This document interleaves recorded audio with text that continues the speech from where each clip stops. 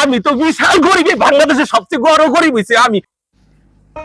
এ মামুন, জি sir. এই যে কি সাদ্দাম হোসেন বাড়ি, এটা গরিব বাড়ি দেখা যাচ্ছে। লোকজন তো তাই বলবো। দাও তো। সাদ্দাম, ডাক দাও তো সাদ্দামের। সাদ্দাম। কেডা ও আপনারা কেডা? আসসালামু আলাইকুম। ওয়ালাইকুম আসসালাম, ওয়ালাইকুম আসসালাম। আপনি কি সেই সাদ্দাম হোসেন? জি আমি সাদ্দাম হোসেন। মানে মানে লোকজন তো বললো সাদ্দাম অনেক গরিব। কি ভাই, আমি গরিব কাটা কইছি? কোন হইনির বুদ্ধি, কোন সৈনির বুদ্ধি কই চালবাম, পাড়ার লগে বাইক চালবাম। আমি কোটিপতি সাদ্দাম হোসেন সম্রাট, তারতলা বাড়ি শহরে আমার। এটা মানে এমনি থাকি আর কি, গরিব দেখাই মেনটেন। আমি অনেক কোটিপতি, টাকার অপসর অভাব নাই, বুঝছেন?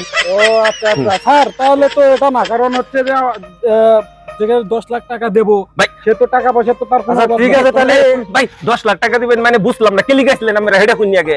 মানে আমরা গরিব লোকে সাহায্য করি, ঠিক আছে? হ্যাঁ। আপনার নামে 10 লাখ টাকা আছে, তো আপনি তো ভাই গো ভাই, আমি তো বিশাল গরিব, বাংলাদেশের সবচেয়ে বড় গরিব হইছে আমি। আমি তো প্রচুর ভিক্ষা করে, আমার ভাবি ভিক্ষা করতো, চোদ্দ গোষ্ঠী ভিক্ষা করতো, আমিও ভিক্ষা করি। আজকে খালি বাড়িতে একটা একটা ভাত লইতেছি ভাই। ভাই গো, আমার 10 লাখ টাকা দেন, আর সাথে 2টা টাকা ভিক্ষা দিন না।